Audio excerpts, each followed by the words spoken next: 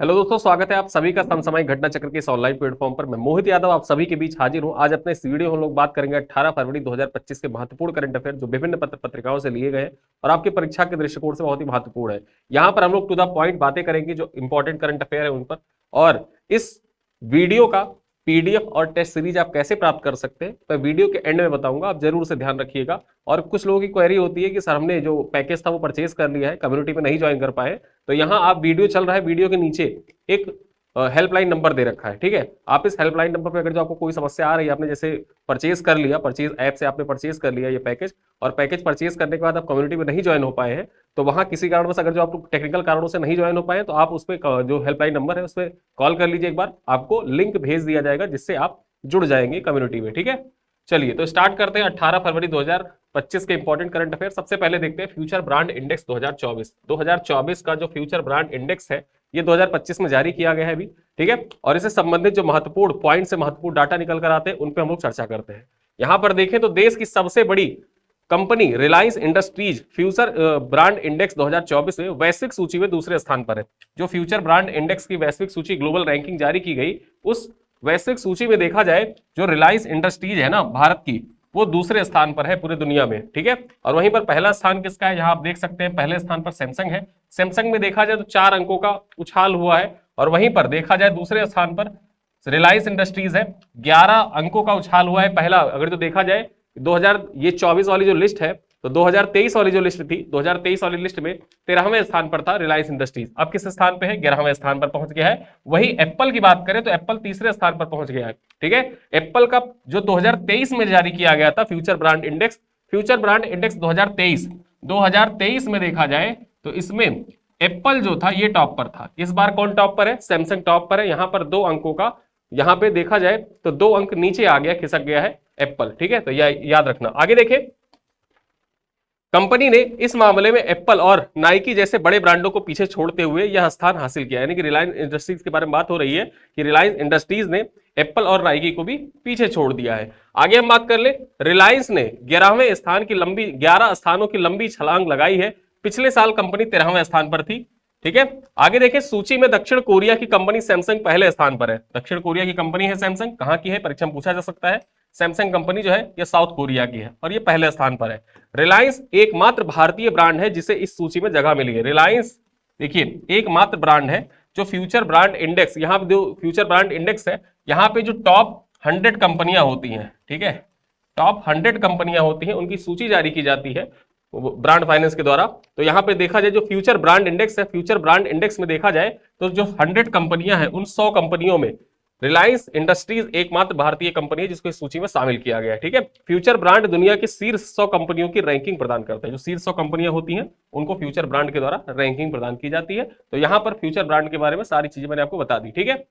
आगे बात करें, अगला देखें पॉइंट क्या है, अगला जो न्यूज है वो क्या है, स्वदेशी एयर एम्बुलेंस सेवा के लिए $1 अरब का करार किया गया है, ठीक है। जो स्वदेशी एयर एम्बुलेंस सेवा होती है, जैसे किसी जो दुर्गम इलाका है वहां पर मान लीजिए कोई बीमार है और वहां से उसको एम्बुलेंस की सुविधा नहीं, वहां एम्बुलेंस नहीं पहुंच पा रहा है, तो ऐसे दृष्टिकोण से देखा जाए तो जो एयर एम्बुलेंस है बहुत ही कारगर साबित हो सकता है, क्योंकि ये दुर्गम इलाकों में भी आसानी से जा सकता है और वहां से टेलीपोर्ट करके, ठीक है, हेलीपैड के द्वारा यहाँ पे देखा जाए तो एयर एम्बुलेंस के जरिए जो अस्पताल है वहां तक पहुंचाया जा सकता है मरीजों को, ठीक है। उस दृष्टिकोण से इंपॉर्टेंट हो जाता है। बात कर ले इससे संबंधित जो पॉइंट्स है उन पर चर्चा करें। भारत की एयर एम्बुलेंस सेवा के लिए $1 अरब की करार हुआ है। आईआईटी मद्रास से जुड़ी स्टार्टअप ई प्लान कंपनी, कौन सी है, ई प्लेन कंपनी, ये आईआईटी मद्रास से जुड़ी हुई एक स्टार्टअप है। स्टार्टअप का नाम याद रखना, ये आपके परीक्षा के लिए इंपॉर्टेंट हो जाता है, ठीक है। किस आईआईटी से जुड़ी है, आईआईटी मद्रास से जुड़ी है, ठीक है। तो इस e plane company 788 air ambulance की आपूर्ति करेगी जिन्हें देश के हर एक जिले में तैनात किया जाएगा, ठीक है। देश के हर एक जिले में तैनात करने के लिए एक ई प्लेन कंपनी है जो जुड़ी हुई है आईआईटी मद्रास से, ठीक है। आईआईटी मद्रास की एक स्टार्टअप है ई प्लेन कंपनी, और ये क्या करेगा, यहां पर देखा जाए तो 788 एयर एम्बुलेंस की आपूर्ति करेगा, ठीक है। और ये 788 एयर एम्बुलेंस की आपूर्ति के लिए $1 अरब यानी कि $1 बिलियन का करार किया गया, ठीक है। आगे बात करें, इस तरह से भारत उन चुनिंदा देशों में शामिल हो जाएगा जो देश भर के शहरों में आपात सेवाओं के लिए बेतरतीब और बेहिसाब ट्रैफिक की तोड़ बना पाएंगे। मतलब अब देखिए, अब जब से ये हो जाएगा ना एयर एम्बुलेंस की सेवा, अब एयर एम्बुलेंस की सेवा हो जाएगी तो ट्रैफिक जो है, ट्रैफिक को बाईपास किया जा सकता है। ठीक है, आगे तो बात कर ले, ये विमान जो है ये 110 किलोमीटर से 200 किलोमीटर तक की दूरी तय कर सकते हैं। और यहां पर ये विमान कुछ इस तरीके से आपको देख सकते हैं, ये जो एयर एम्बुलेंस होंगे कुछ इस तरीके से दिखेंगे। ठीक है, आगे बात करें, अगली खबर क्या है, टॉप 100 कमाई करने वाले, मतलब जो शीर्ष 100 कमाई करने वाले एथलीटों की सूची जारी की गई है, उसमें देखा जाए तो रोनाल्डो जो है वो शीर्ष पर है। ठीक है, खेल उद्योग समाचार साइट स्पोर्टिको, स्पोर्टिको नाम याद रखना, स्पोर्टिको है, इसने एक सूची जारी की, शीर्ष 100 खिलाड़ियों की सूची जारी की। उसमें देखा गया कि जो सबसे ज्यादा कमाई करने वाले एथलीट है उनमें शीर्ष स्थान किसका है, रोनाल्डो का है।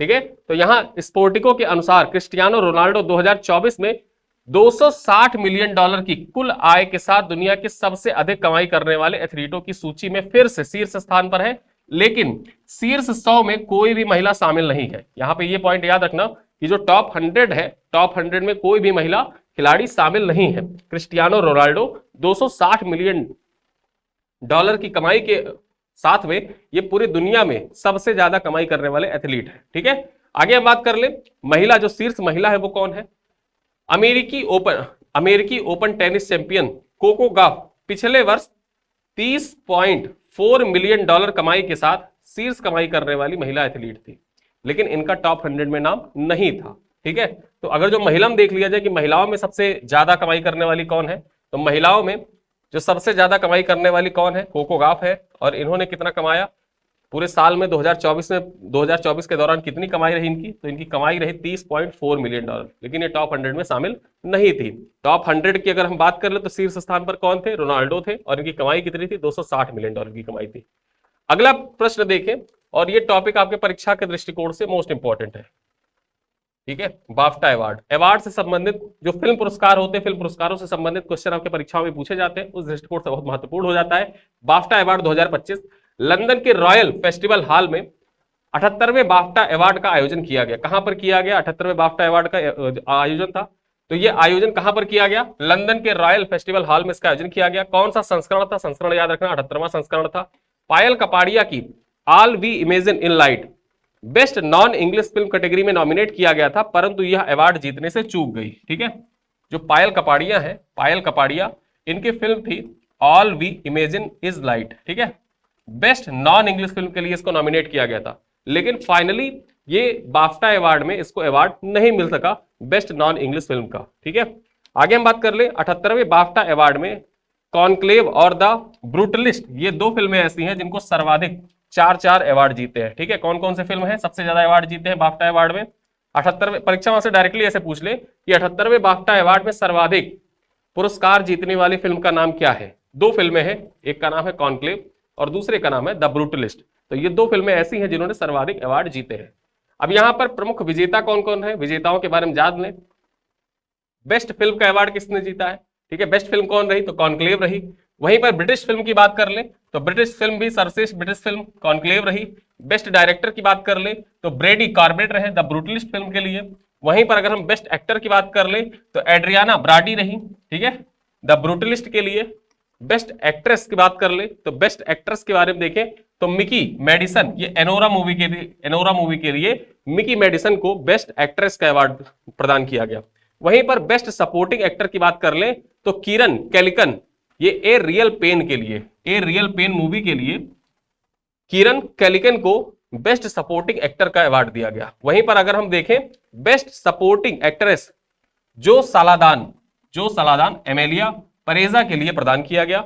वहीं पर बेस्ट नॉन इंग्लिश फिल्म, जिस कैटेगरी में पायल कपाड़िया की फिल्म नॉमिनेट हुई थी, उस कैटेगरी में देखा जाए तो बेस्ट नॉन इंग्लिश फिल्म का अवार्ड किसको मिला है, एमेलिया परेजा को मिला है। और यही नाम आपकी परीक्षा के दृष्टिकोण से बहुत महत्वपूर्ण हो जाता है।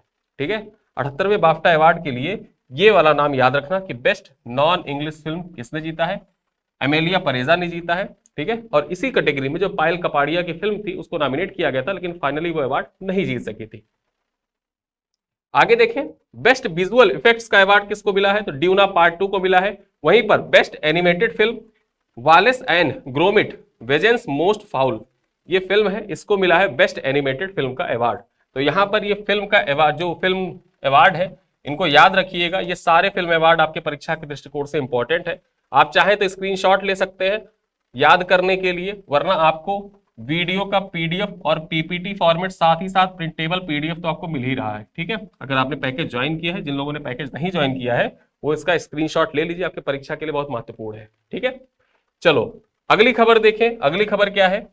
चुनाव आयुक्त ज्ञानेश कुमार नए मुख्य चुनाव आयुक्त नियुक्त किए गए हैं। ठीक है, जो ज्ञानेश कुमार है ये नए मुख्य चुनाव आयुक्त बने हैं। इससे पूर्व देखा जाए तो जैसे राजीव कुमार मुख्य चुनाव आयुक्त थे और उनके साथ में ज्ञानेश कुमार तथा सुखबीर सिंह संधू दो अन्य चुनाव आयुक्त थे। तो अब क्या हुआ है कि जो राजीव कुमार थे वो रिटायर हो रहे हैं, आज 18 तारीख को रिटायर, यानी कि आज वो रिटायर हो रहे हैं और उनके रिटायर होने के बाद मुख्य चुनाव आयुक्त कौन बनेंगे? तो मुख्य चुनाव आयुक्त बनेंगे ज्ञानेश कुमार। ये है ज्ञानेश कुमार। ठीक है, और जो ज्ञानेश कुमार की जो अपॉइंटमेंट है उसके लिए कमेटी थी, उस कमेटी में 3 मेंबर थे, पीएम थे। ठीक है, उसके बाद देखा जाए तो लोकसभा के अध्यक्ष थे और उसके बाद देखा जाए तो विपक्ष के नेता थे राहुल गांधी। ये कमेटी थी, उस कमेटी ने रिकमेंड किया, फिर उसके बाद में देखा जाए तो कमेटी में देखा जाए तो 2-1 से चुना गया ज्ञानेश कुमार को कि ज्ञानेश कुमार बनेंगे नए मुख्य चुनाव आयुक्त। ठीक है, यहां पर देखा जाए संबंधित पॉइंट्स देख लेते हैं। चुनाव आयुक्त ज्ञानेश कुमार को नया मुख्य चुनाव आयुक्त बनाया गया है। ठीक है, चीफ इलेक्शन कमिश्नर बनाया गया है। निर्वाचन आयोग के मौजूदा प्रमुख है राजीव कुमार, कार्यकाल 18 फरवरी को समाप्त हो रहा है, यानी कि आज इनका कार्यकाल समाप्त हो रहा है और उनका कार्यकाल समाप्त होने के बाद अब ज्ञानेश कुमार जो होंगे भारत के नए मुख्य निर्वाचन आयुक्त होंगे, मुख्य चुनाव आयुक्त होंगे। आगे हम बात कर लें सीईसी यानी कि chief election commissioner Gyanesh Kumar Kerala cadre के 1988 बैच के पूर्व आईएएस अधिकारी हैं। वे संसदीय कार्य मंत्रालय के सचिव भी रह चुके हैं, यानी कि जो संसदीय कार्य मंत्रालय था उसके सचिव के तौर पर भी ज्ञानेश कुमार कार्य कर चुके हैं। 1988 बैच के केरल कैडर के अधिकारी हैं, आईएएस अधिकारी हैं। और साथ ही में देखा जाए तो जब ज्ञानेश कुमार पहले अन्य चुनाव आयुक्त थे, अब इनको मुख्य चुनाव आयुक्त बना दिया गया है, तो ज्ञानेश कुमार की जगह खाली हो गई, उनके स्थान पर डॉक्टर विवेक जोशी। ठीक है, डॉक्टर विवेक जोशी को नया चुनाव आयुक्त नियुक्त किया गया है। विवेक जोशी हरियाणा कैडर के 1989 बैच के आईएएस अधिकारी हैं और सुखबीर सिंह संधू अन्य चुनाव आयुक्त अभी बने हुए हैं। ठीक है, सुखबीर सिंह संधू अन्य चुनाव आयुक्त जो दूसरे वाले थे वो भी उनका पद वैसे ही अपने पद पर बरकरार है। साथ साथ में विवेक जोशी बन गए हैं अन्य चुनाव आयुक्त, और मुख्य चुनाव आयुक्त कौन बन गए हैं? तो यहाँ पर ज्ञानेश कुमार मुख्य चुनाव आयुक्त बन गया। यहाँ पर तीनों चुनाव आयुक्तों के बारे में जान लिया आपने, एक मुख्य चुनाव आयुक्त ज्ञानेश कुमार, एक सुखबीर सिंह संधू अन्य चुनाव आयुक्त, और जो तीसरे हैं वो बन गए विवेक जोशी। ठीक है, तो तीनों चुनाव आयुक्त के बारे में आपने जान लिया। अगली खबर देखें, राष्ट्रीय पैरा एथलेटिक्स चैंपियनशिप 2025। अब राष्ट्रीय पैरा एथलेटिक्स चैंपियनशिप 2025 के बारे में टू द पॉइंट बातें करते हैं। कौन सा संस्करण इस बार आयोजित किया जा रहा है? तो यहां पर देखें ये 23वां संस्करण है। राष्ट्रीय पैरा एथलेटिक्स चैंपियनशिप 2025 का 23वां संस्करण आयोजित किया जा रहा है। कब से कब तक इसका आयोजन हो रहा है? तो आयोजन तिथि की बात कर ले, 17 से लेकर 20 फरवरी 2025 के बीच इसका आयोजन हो रहा है। कहां पर आयोजन किया जा रहा है? आयोजन स्थल के बारे में बात कर ले तो चेन्नई के जवाहरलाल नेहरू स्टेडियम में इसका आयोजन किया जा रहा है। कहां पर?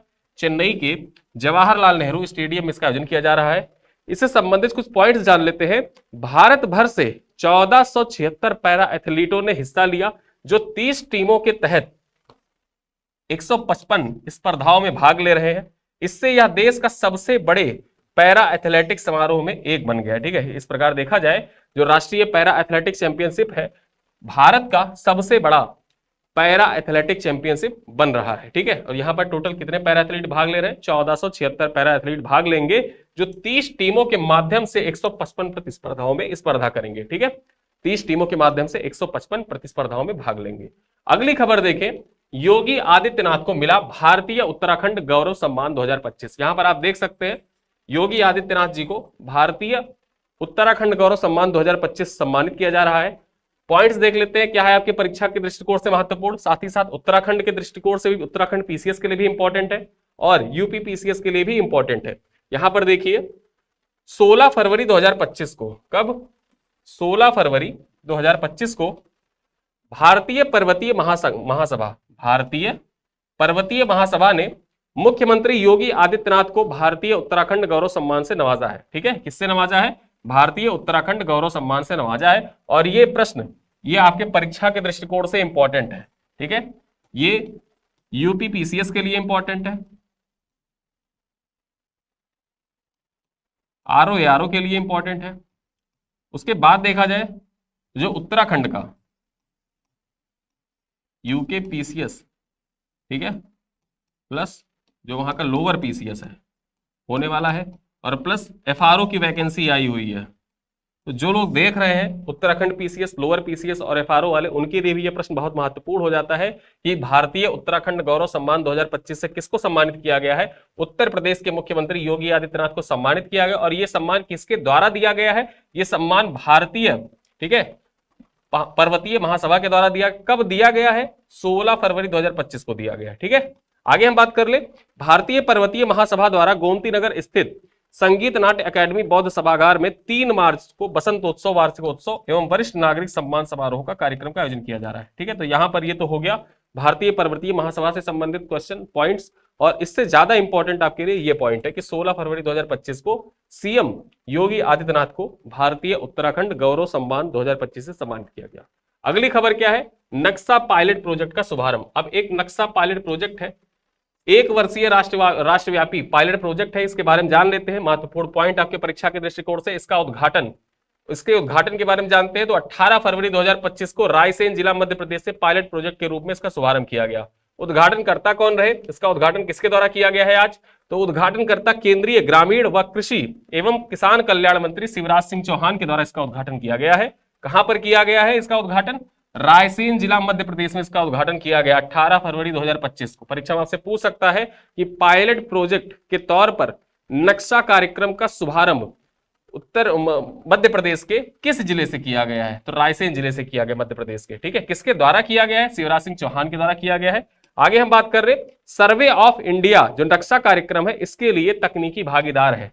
जो नक्शा कार्यक्रम है, नक्शा कार्यक्रम के लिए सर्वे ऑफ इंडिया तकनीकी भागीदार के रूप में कार्य करेगा। और यहां पर नक्शा कार्यक्रम से संबंधित कुछ पॉइंट्स जान लेते हैं जो आपकी परीक्षा के लिए इंपॉर्टेंट हो जाता है, और इसको पढ़ने के बाद आप जान जाएंगे कि क्या है नक्शा कार्यक्रम। नक्शा कार्यक्रम के अंतर्गत 26 राज्यों और 3 केंद्र शासित प्रदेशों के 152 शहरी स्थानीय निकायों का शहरी बस्तियों, ठीक है, जो अर्बन लोकल बॉडीज होती हैं, वहां पर शहरी बस्तियों में राष्ट्रीय भू स्थानिक ज्ञान आधारित भूमि सर्वेक्षण किया जाएगा। यानी कि जो ये नक्शा कार्यक्रम है इसके तहत भूमि का सर्वेक्षण किया जाएगा। जो अर्बन लोकल बॉडीज होती है, उन अर्बन लोकल बॉडीज में भूमि का सर्वेक्षण किया जाएगा, और उसी भूमि सर्वेक्षण के लिए जो कार्यक्रम चलाया जा रहा है उसी कार्यक्रम का नाम है, क्या का नाम है? नक्शा कार्यक्रम, ठीक है। तो ये नक्शा कार्यक्रम एक पायलट प्रोजेक्ट के रूप में सबसे पहले कहां शुरू किया जा रहा है? रायसेन जिले में इसका शुभारंभ किया जा रहा है, और धीरे धीरे पूरे भारत में 26 राज्यों और 3 यूनियन टेरिटरी के 152 शहरी अर्बन लोकल बॉडीज में इसको संचालित किया जाएगा, ठीक है। चलो अगली खबर क्या है? अगली खबर है तिरुवल्लुवर की प्रतिमा का फिलीपींस में अनावरण। इससे पूर्व जब आपने दृष्टि मैगजीन पढ़ी होगी तो उसमें पढ़ा होगा फ्रांस के सेरगी शहर में तिरुवल्लुवर की प्रतिमा का अनावरण किया गया, ठीक है। तो यहां पर देखा जाए वो तो फ्रांस में था, अब यहां फिलीपींस में भी इनकी प्रतिमा का अनावरण किया गया है। ये है तिरुवल्लुवर जी, और इनकी प्रतिमा का अनावरण किया गया। इससे संबंधित जो पॉइंट्स है आइए जान लेते हैं। प्रसिद्ध तमिल कवि और दार्शनिक तिरुवल्लुवर की प्रतिमा का 16 फरवरी को फिलीपींस में अनावरण किया गया है। कब किया गया है? डेट याद रखना, 16 फरवरी को फिलीपींस में अनावरण किया गया। किसकी प्रतिमा का? जो तमिल कवि और दार्शनिक थे तिरुवल्लुवर, इनकी प्रतिमा का अनावरण किया गया है।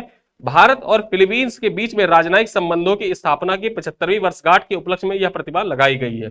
यानी कि भारत और फिलीपींस की जो राजनयिक संबंध है उसके 75 साल पूरे हो गए हैं, और उसी चीज को सेलिब्रेट करने के लिए तिरुवल्लुवर की प्रतिमा लगाई गई है।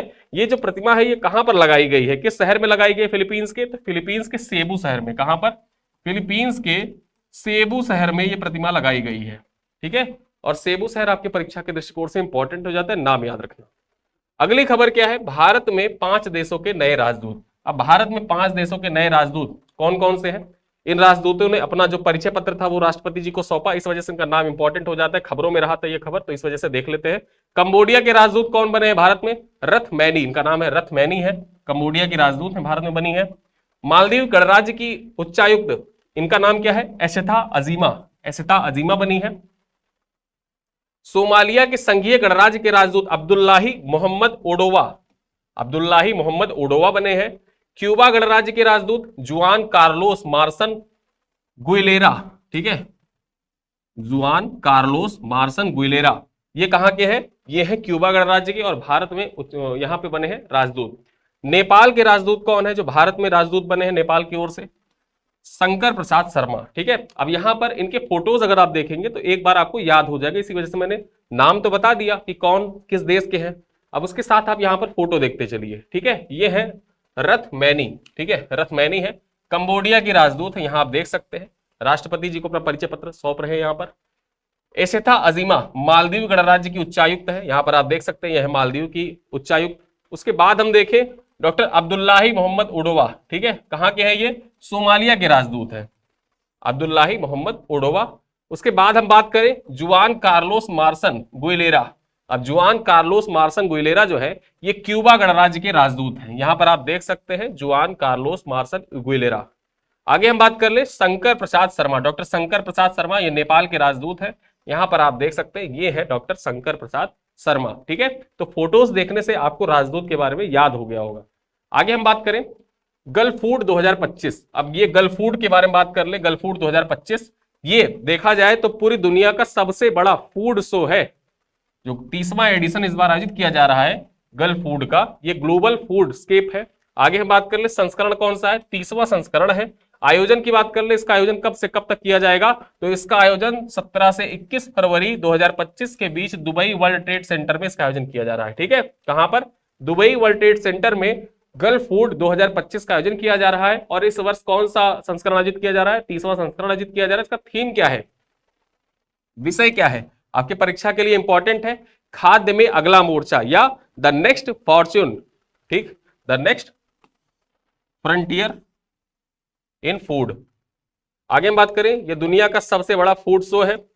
आगे इसके बारे में बात कर लें, इस शो में 106 देशों के 4,595 प्रदर्शक शामिल हो रहे हैं। इस प्रकार देखा जाए तो 106 देशों के 4,595 प्रदर्शक शामिल हो रहे हैं, और इस प्रकार यह दुनिया का सबसे बड़ा फूड शो बन जाता है। इसका थीम याद रखना, आपकी परीक्षा के लिए इंपॉर्टेंट है। आगे हम बात कर ले उत्तर प्रदेश विधानसभा अनुवादक से लैस होने वाली देश की पहली विधानसभा बन गई। जो उत्तर प्रदेश की विधानसभा है ये अनुवादक से या ट्रांसलेटर से लैस होने वाली भारत की पहली विधानसभा बन रही है। किस प्रकार से बन रही है, आइए इस पॉइंट पर चर्चा कर लेते हैं। 18 फरवरी से शुरू होने वाले, यानी आज से जो शुरू हो रहा है विधानसभा सत्र, वहां पर देखा जाए तो उत्तर प्रदेश विधानसभा सत्र देश की पहली विधानसभा बन गया है जो अनुवादक की सुविधा से लैस है। अनुवादक की सुविधा से लैस होने वाला भारत का पहला विधानसभा बन गया है उत्तर प्रदेश की विधानसभा, ठीक है। कौन कौन सी भाषा में यहां अनुवादक उपस्थित होंगे, तो उत्तर प्रदेश विधानसभा में बजट सत्र में इस बार विधायक अपनी जो भाषा है अवधी, ब्रिज, बुंदेलखंडी, भोजपुरी भाषाओं में, ठीक है, अवधी, ब्रिज, बुंदेलखंडी, भोजपुरी भाषाओं में जो अपनी बात है वो रख सकेंगे। और इसके लिए सदन में अनुवादकों की व्यवस्था की गई है। इस प्रकार से जैसे कोई विधायक है, कोई मान लीजिए कि श्रावस्ती का या अयोध्या का या गोंडा का कोई विधायक है, और वो अपनी लैंग्वेज में जो उसकी मदर टंग है, जैसे अवधी में वो बोलता है, अवधी में बात करता है, अपने जब क्षेत्र में जाता है तो अवधी में बात करता है, तो अब वो विधानसभा में खड़े होकर अवधी में अपनी बात रख सकेगा। और अवधी में जब अपनी बात करेगा तो वहां अनुवादक होंगे, वो अनुवादक, ठीक है, वो अनुवादक उस चीज को ट्रांसलेट करेंगे, और ट्रांसलेटर के माध्यम से सभी लोग अपने कानों में ईयरबड लगा के, ईयरफोन लगा के उन चीजों को जो वो विधायक बोल रहा है, प्रतिनिधि बोल रहा है, उसको समझ सकेंगे। तो इस प्रकार से देखा जाए तो उत्तर प्रदेश की विधानसभा अनुवादक से लैस होने वाली देश की पहली विधानसभा बन गई है, ठीक है। तो यहां पर हमने आज के कुछ महत्वपूर्ण करंट अफेयर पर चर्चा की। आइए आज के प्रश्नों पर जान लेते हैं, आज का सवाल क्या है। अब आज के सवाल जो है इनका उत्तर आपको कमेंट बॉक्स में जरूर देना है। जो भी मैं आज के सवाल में प्रश्न पूछूं ये आज के स्लाइड पर आधारित क्वेश्चन होते हैं।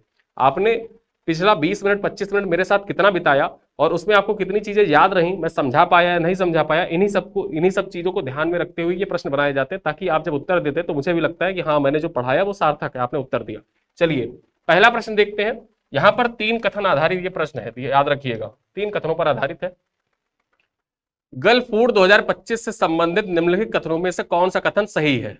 पहला कथन है गल्फ फूड 2025 का आयोजन 17 से 21 फरवरी 2025 के बीच दुबई वर्ल्ड ट्रेड सेंटर में आयोजित किया गया, ठीक है। कब से कब तक, 17 से 21 फरवरी तक इसका आयोजन कहां पर होगा, दुबई के वर्ल्ड ट्रेड सेंटर में इसका आयोजन होगा। आगे बात कर ले, यह दुनिया का दूसरा सबसे बड़ा फूड शो है, दुनिया का दूसरा सबसे बड़ा फूड शो है। और तीसरा कह रहा है इस फूड शो में 106 देशों के 4,595 प्रदर्शक शामिल हो रहे हैं। अब यहां आपको बताना है कौन सा कथन सही है। केवल 1 और 2 सही है, केवल 2 और 3 सही है, 1 और 3 सही है, या उपरोक्त सभी सही है, ठीक है। क्वेश्चन नंबर 2 क्या कह रहा है, फिलीपींस में थिरुवल्लुर की प्रतिमा किस नगर में स्थापित की गई है, मनीला, डवाओ, सेबू या क्यूसन सिटी, ठीक है। अब यहां पर इस प्रश्न का उत्तर आपको कमेंट बॉक्स में देना है। क्वेश्चन नंबर 3 क्या कह रहा है, 78वें बाफ्टा अवार्ड्स 2025 में बेस्ट फिल्म का पुरस्कार किस फिल्म ने जीता है। बेस्ट फिल्म का पुरस्कार किस फिल्म ने जीता है, ये आपको बताना है, और ये आपके परीक्षा के लिए बहुत मोस्ट इंपॉर्टेंट है। ठीक है, डायरेक्टली आपसे पूछ सकता है, सेम यही क्वेश्चन भी पूछ सकता है। The brutalist, Amelia Pareja, conclave या ड्यूना पार्ट 2। और 78वें बाफ्टा अवार्ड से संबंधित एक क्वेश्चन और है आपके लिए कि 78वें बाफ्टा अवार्ड में बेस्ट नॉन इंग्लिश फिल्म का पुरस्कार किस फिल्म को मिला है। मैंने आपको बताया था कि बेस्ट नॉन इंग्लिश फिल्म के लिए ही पायल कपाड़िया की फिल्म को नामित किया गया था, लेकिन पायल कपाड़िया की फिल्म वो अवार्ड जीतने में असफल रही। ठीक है, चूक गई। अब आपको बताना है तो किस फिल्म ने जीता है ये award. All we imagine, is light, ठीक है, Emilia Perez, Anora, the Brutalist, इन चारों में से कौन सा ऑप्शन सही है। ठीक है, और कमेंट में आप ये भी बताइएगा कि जो पायल कपाड़िया है, पायल कपाड़िया की फिल्म का क्या नाम था जो best non English film category में नामित की गई थी। 5वां नंबर का क्वेश्चन क्या है, इसका उत्तर आपको कमेंट बॉक्स में देना है। फ्यूचर ब्रांड इंडेक्स 2025 के संबंध में निम्नलिखित में से कौन सा कथन सही है। पहला कथन देखिए, फ्यूचर ब्रांड इंडेक्स 2024 में रिलायंस इंडस्ट्रीज को दूसरा स्थान मिला है। आगे बात करें, इस सूची में भारत की 2 कंपनियों को स्थान मिला। जो ये सूची है, यहां पर शीर्ष 100 कंपनियों को शामिल किया जाता है और शीर्ष 100 कंपनियों में भारत की 2 कंपनियां शामिल है, ऐसा कह रहा है। अब आपको बताना है कौन सा कथन इसमें सही है। केवल कथन 1 सही है, केवल कथन 2 सही है, दोनों कथन सही है, या दोनों कथन गलत है। ठीक है, तो इन प्रश्नों का उत्तर आप कमेंट बॉक्स में जरूर दीजिएगा। और ये जो पीडीएफ है, इसकी पीडीएफ प्राप्त करने के लिए, इसके स्लाइड जो प्रिंटेबल पीडीएफ होती है उसको प्राप्त करने के लिए, साथ ही साथ डेली टेस्ट लगाने के लिए, और महीने के एंड में जो बेस्ट 200 करंट अफेयर के क्वेश्चन होते हैं महीने पर, पूरे मंथ पर आधारित, उनको लगाने के लिए और प्रिंटेबल पीडीएफ प्राप्त करने के लिए आप हमारे जो daily current affair video package है इससे जुड़ सकते हैं। और ये वीडियो पैकेज किस तरीके से, इसमें क्या क्या मिलेगा पहले मैं ये बता देता हूं, फिर आप किस तरीके से इसको ज्वाइन कर सकते हैं वो मैं आपको बताता हूं। सबसे पहले यहाँ पर डेली शाम को 7:30 बजे तो आपको वीडियो लेक्चर उपलब्ध हो जाता है करंट अफेयर का। ऐप पर डेली रिवीजन के लिए क्लास पीडीएफ भी उपलब्ध हो जाती है। ऐप पर जैसे प्रिंटेबल, जैसे ये पीडीएफ मैं आपको यहाँ पढ़ा रहा हूँ ना, फोटो लगी हुई सारी चीजें, आप एज इट इज जाके ऐप पर उसको पढ़ सकते हैं। ऐप पर डेली करंट अफेयर का टेस्ट भी लगता है। ठीक है, डेली करंट अफेयर का, जैसे 7:30 बजे वीडियो अपलोड हो गया तो डेली करंट अफेयर का टेस्ट 7:30 बजे अपलोड हुआ तो मैक्स टू मैक्स 8 बजे या अगले दिन वो 12 बजे तक टेस्ट अपलोड हो जाता है। ठीक है, टेस्ट वहां पर आप डेली लगा सकते हैं। 10 क्वेश्चन का टेस्ट होता है और वो 10 क्वेश्चन जो यहाँ क्लास में 10 क्वेश्चन पूछे जाते हैं उनसे बिल्कुल अलग होता है। तो इससे क्या होता है कि 5 क्वेश्चन आपको यहाँ मिल गए, 10 आपने वहां से प्रैक्टिस कर ली। ठीक है, उसके बाद क्या महीने के अंत में देखा जाए तो 20 एमसीक्यू जो 200 एमसीक्यू का टेस्ट हो जाता है महीने के एंड में। तो इस प्रकार देखा जाए, अगर आपने 30 दिन का ये लेक्चर हुआ, ठीक है, 30 दिन आपने लगाया और डेली आपको 10 क्वेश्चन मिले, तो यहां से आपको 300 क्वेश्चन डेली मिल गए और यहां से आपको 200 क्वेश्चन, यानी पूरे महीने में 500 क्वेश्चन की आपने प्रैक्टिस तो ऐसे ही कर ली। ठीक है, 500 क्वेश्चन की प्रैक्टिस कर ली। उसके बाद उस पर क्या हो जाएगा, ऑल इंडिया रैंकिंग जारी कर दी जाएगी। और महीने के एंड में जब आप प्रिंट फ्रेंडली पीडीएफ आप चाहते हैं तो उस प्रिंट फ्रेंडली पीडीएफ के लिए एक व्हाट्सएप कम्युनिटी भी बना दी गई है। आप जब इस पैकेज को परचेज करेंगे तो पैकेज को परचेज करने के बाद 24 घंटे में ऑटोमेटिक आपके पास एक व्हाट्सएप कम्युनिटी का लिंक पहुंच जाता है। अगर वो लिंक किसी कारणवश टेक्निकल कारणों से नहीं पहुंच पाया तो नीचे जो पट्टी लगी हुई है हेल्पलाइन नंबर की, आप इस हेल्पलाइन नंबर पे जब आप परचेज करते हैं तो परचेज करने के बाद इस पर कॉल करिएगा। कॉल करने के बाद बोलिएगा कि हमने पैकेज परचेज किया था और अभी हम तुमको व्हाट्सएप कम्युनिटी का लिंक नहीं आया है, तो आपको व्हाट्सएप कम्युनिटी का लिंक दे दिया जाएगा। और जो लोग पहले जिन्होंने परचेज किया है और जिनको व्हाट्सएप कम्युनिटी का लिंक नहीं मिला है वो लोग भी ऐसा करिएगा कि आप लोग जो हेल्पलाइन नंबर है उस पर कॉल करिएगा। कॉल करने के बाद में बोलिएगा कि हमको व्हाट्सएप कम्युनिटी का लिंक नहीं मिला है, आपको कम्युनिटी का लिंक भेज दिया जाएगा और आप वापस से कम्युनिटी को ज्वाइन कर सकते हैं, जहां पर आपको सारे पीडीएफ मिल जाएंगे, सारे प्रिंट फ्रेंडली पीडीएफ मिल जाएंगे, क्लास पीडीएफ भी मिल जाएगी। ठीक है, लेकिन जो टेस्ट है एमसीक्यू टेस्ट लगाने के लिए आपको ऐप पर ही टेस्ट लगाना होगा। यहाँ पर जब आप टेस्ट लगाएंगे फायदा क्या है कि इससे आपको ऑल इंडिया रैंकिंग भी पता चल जाएगी आपकी। अब ये जो कैसे परचेज करना है, कैसे खरीदना है आपको, ये भी मैं आपको बता देता हूं। आप सिंपल सा गूगल पे खोलिएगा। ठीक है, गूगल खोलने के बाद SSGCP आप सर्च करिएगा, समसामयिक घटना चक्र आप सर्च करिएगा SSGCP। ठीक है, सर्च करने के बाद यहां पर होम पेज खुल जाएगा घटना चक्र पब्लिकेशन का। और घटना चक्र पब्लिकेशन का होम पेज खुलने के बाद आप वीडियो लेक्चर का जो सेक्शन है उसको ओपन करिएगा। वीडियो लेक्चर के सेक्शन को ओपन करने के बाद न्यू रिलीज ठीक है। न्यू रिलीज में सबसे ऊपर सबसे पहला दिया हुआ है फरवरी 2025, इसको आप ओपन करिएगा और यहां जैसे ही आप ओपन करेंगे, ठीक है, तो ओपन करने के बाद आपको दिख जाएगा कि 25 रुपए में ये पैकेज है। ठीक, ये पैकेज 25 रुपए में है और ये 25 रुपए आपको पे नहीं करना है। जब आप बाई नाउ पर क्लिक करेंगे, बाई नाउ पर, तो यहां पर एक स्लॉट आ जाएगा कॉइन का, वहां नीचे कॉइन पर टिक कर दीजिएगा। तो कॉइन पर टिक करने के बाद ये 18 रुपए का हो जाएगा। ठीक है, 18 रुपए में आपको ये पूरा पैकेज मिल जाएगा। और इस पैकेज में आपको क्या क्या मिल रहा है ये देख लीजिए। ठीक है, वीडियो लेक्चर तो आपको यहाँ मिल ही जाएगा, पीडीएफ मिल जाएगा और print friendly PDF WhatsApp community पर मिल जाएगा। टेस्ट भी मिलना स्टार्ट हो गया, लगातार टेस्ट मिलना स्टार्ट हो गया। देखिए यहाँ पर 14 तारीख का टेस्ट लगा हुआ है, फिर उसके बाद 15 तारीख का, कल आया था वीडियो 16-17 तारीख का, 16-17 तारीख का लगा है। अभी ये वीडियो अपलोड होगा उसके बाद आज का जो टेस्ट है वो टेस्ट भी यहाँ पर लग जाएगा। और सबसे खास बात क्या है, सबसे खास बात एक और है आपके लिए, एक सूचना है। सूचना ये है कि जो पीडीएफ की डिमांड करते हैं कि सर हिंदी वालों के लिए, इंग्लिश वालों के लिए क्या है, जो टेस्ट है हमारा वो टेस्ट बाइलिंगुअल है। टेस्ट आप बाइलिंगुअल अटेंड कर सकते हैं। यहाँ पर जो वीडियो क्लास आती है ये तो हिंदी में आती है, लेकिन आपको प्रिंट फ्रेंडली पीडीएफ जो मिलेगा वो प्रिंट फ्रेंडली पीडीएफ हिंदी और इंग्लिश दोनों भाषाओं में मिल जाएगी। हिंदी तो मिल रही है, इंग्लिश वालों पे विचार चल रहा है, जल्दी ही इंग्लिश वाली पीडीएफ भी मिलना स्टार्ट हो जाएगी। ठीक है, तो ये थी सूचना, जानकारी आपके लिए। लगे रहिए, वीडियो का जो क्वेश्चन पूछा गया है उन क्वेश्चनों का जवाब दीजिए और मिलते हैं अगले वीडियो में। तब तक के लिए धन्यवाद।